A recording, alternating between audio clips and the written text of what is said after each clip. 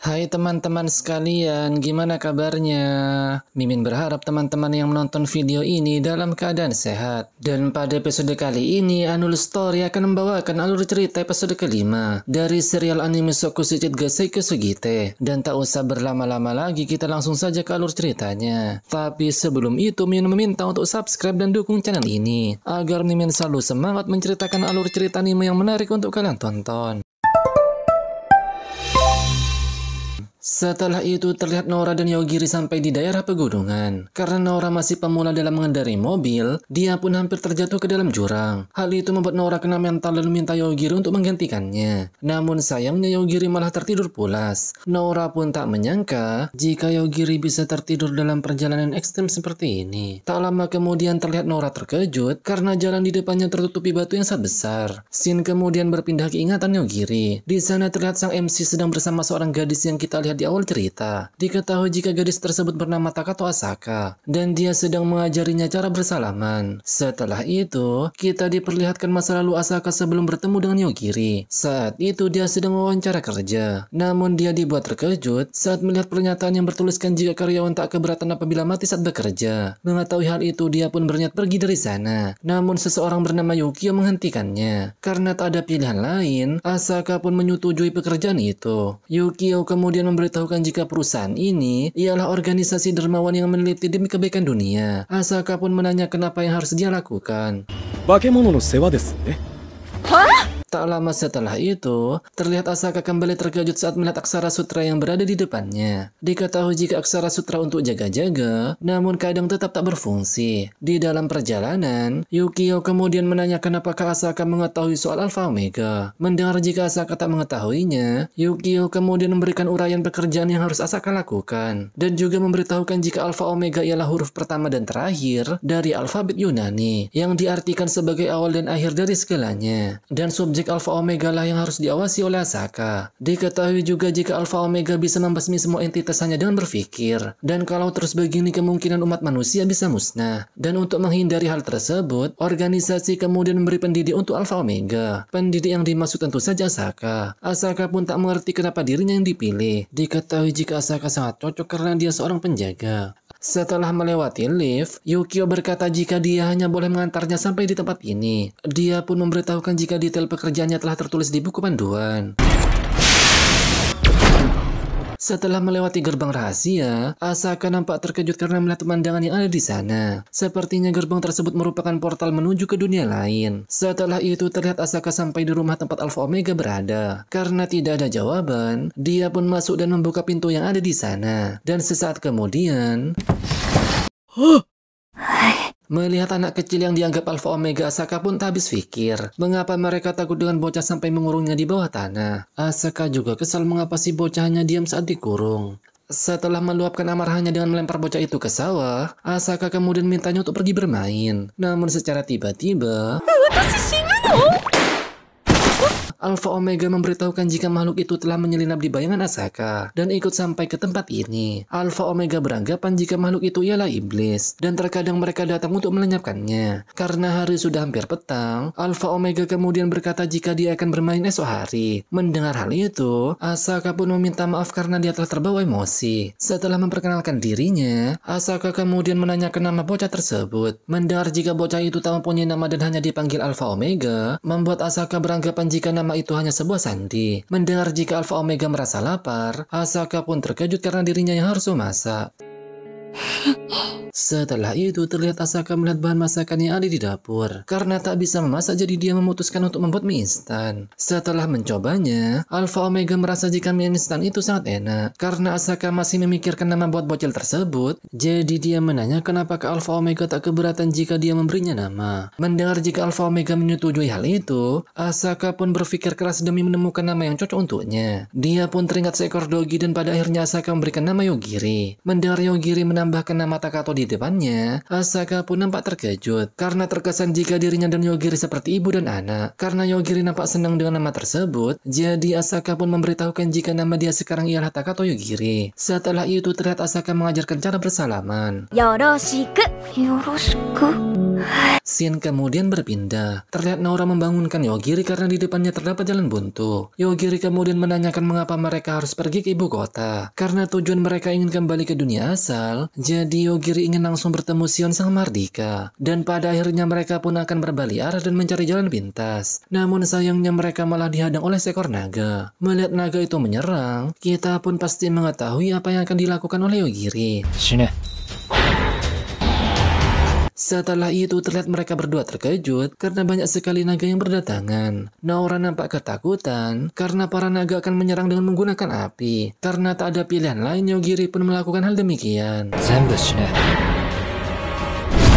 Tak cukup sampai di situ, terlihat naga petir datang menghampiri mereka. Melihat hal itu tentu saja membuat Nora ketakutan. Namun Yogiri merasakan jika naga itu tak mempunyai niatan membasmi. Dan benar saja karena naga itu tiba-tiba pergi dengan berkata jika mereka telah lolos. Namun hal itu malah membuat Yogiri menghentikannya. Karena urusannya akan berbeda jika naga itu mengerti ucapannya. Dan sesaat kemudian... Dan ternyata naga itu jelmaan gadis kecil berambut biru. Diketahui jika gadis itu bernama Attila. Yogiri kemudian menanyakan mengapa Attila menyerang dirinya. Attila itu pun memberitahukan jika dirinya hanya ingin menguji kelayakan mereka sebelum menemui Tuan Juru Pedang. Mendengar hal itu, tentu saja membuat mereka berdua bertanya-tanya apa itu Juru Pedang. Dan ternyata Attila berprasangka jika Yogiri dan Nora ingin menemui Tuan Juru Pedang. Namun saat mendengar jika mereka hanya ingin pergi ke ibu kota, tentu saja membuat Attila merasa terkejut. Dia kemudian memberitahukan jika wilayah ini dikuasai Tuan Juru Pedang dan juga mereka berdua bisa diberikan berkah. Namun saat mendengar jika Nora dan Yogiri tak peduli akan hal itu, Attila malah kepanikan karena dia disuruh membawa orang-orang yang berbakat. Setelah mendengar jika Tuan Juru Pedang setara dengan Mahardika, Yogiri pun berubah pikiran karena mungkin saja Tuan Juru Pedang mengetahui cara agar mereka bisa kembali ke dunia asalnya. Dan saat mendengar jika Yogiri dan Nora tersesat, Attila pun berkata jika mereka harus menemui Tuan Juru Pedang agar dia mau memandunya untuk sampai ke ibu kota. Dan pada akhirnya mereka berdua pun memutuskan untuk menemui Tuan Juru Pedang.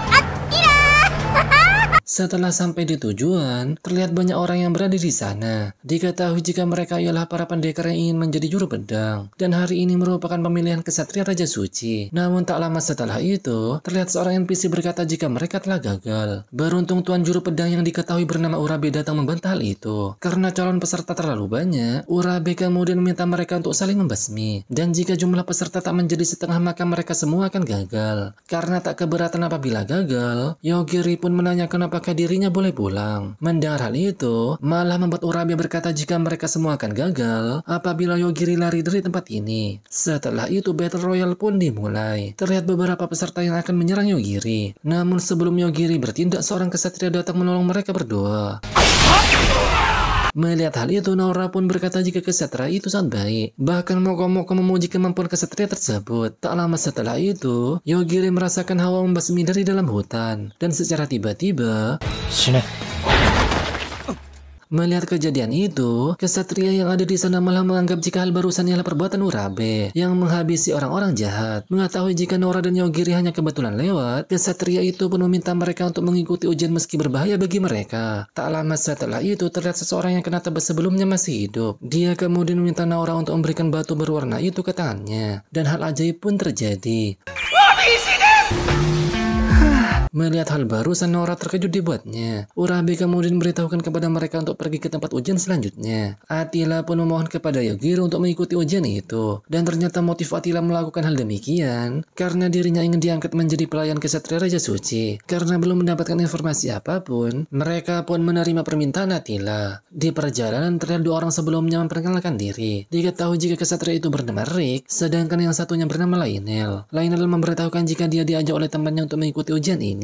Yogiri kemudian menanyakan apa itu Raja Suci. Diketahui jika Raja Suci adalah entitas yang menyegel Dewa Iblis. Dewa Iblis telah disegel Raja Suci sekitar 1000 tahun yang lalu. Meski sudah disegel, namun Dewa Iblis masih berbahaya karena keturunannya mengamuk di segala tempat untuk membangkitkan Dewa Iblis. Nora juga menanyakan kepada Lionel tentang batu yang barusan dia pegang. Diketahui jika batu itu ialah harta yang dia terima sebagai permintaan maaf. Bahkan batu itu bisa menyembuhkan luka atau dipakai untuk gacha. Karena sejak dulu dirinya selalu terkena sial dan terlibat musibah, pada akhirnya dia dijadikan tumbal oleh kelompok sesat. Dan pada akhirnya Dewi muncul dan memberinya batu permintaan maaf. Setelah memberitahukan hal itu, Lionel juga memperlihatkan gacha yang dia maksud, di mana dia menukarkan 3 batu yang dia pegang menjadi benda secara acak. Dan saat dia melakukannya kali ini, dia malah mendapat benda ampas berupa sikat kuda. Dan semisal habis, maka Lionel akan mendapatkan batu itu lagi di keesokan harinya. Tak lama setelah itu, terlihat mereka sampai di sebuah tempat yang dilindungi penghalang. Di sana juga terlihat bangunan yang menjulang ke langit. Namun saat sampai di sana, Mokomoko malah meminta mereka untuk cepat menjauh karena dia merasakan hawa jahat. Bahkan Lionel muntah karena telah teracuni hawa jahat tersebut. Beruntung dia kembali menggunakan batu permintaan maaf sehingga dia kembali membaik. Diketahui jika Mokomoko menjadi tameng agar Nora tak terkena dampak hawa jahat. Sedangkan Rick terlihat tak apa-apa karena hawa jahatnya masih di level rendah.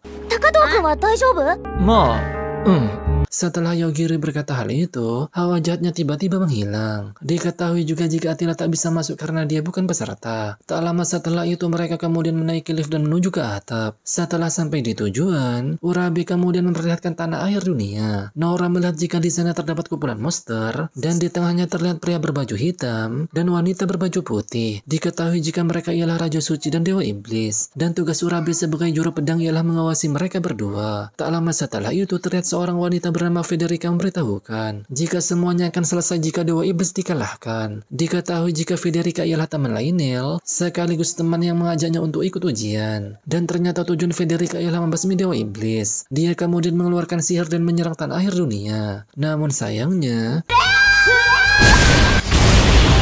serangan itu pun sia-sia, karena di dalam penghalang tersebut arus waktu sangatlah lambat, dan entah butuh berapa ratus tahun sebelum serangan itu mencapai Dewa Iblis. Tak lama setelah itu, ujian seleksi kedua pun akan segera dimulai. Di ujian kali ini mereka harus turun ke lantai 1 dalam waktu 24 jam, dan mereka diharuskan mengumpulkan 100 poin selama di dalam menara. Terlihat peserta tambahan juga ditambahkan dalam ujian kali ini. Setelah itu terlihat Nora menanyakan apakah kekuatan Yogiri bisa mengalahkan Dewa Iblis yang berada di tanah air dunia. Dengan wajah bersalah, Yogiri kemudian membisikkan hal yang sebenarnya kepada Nora.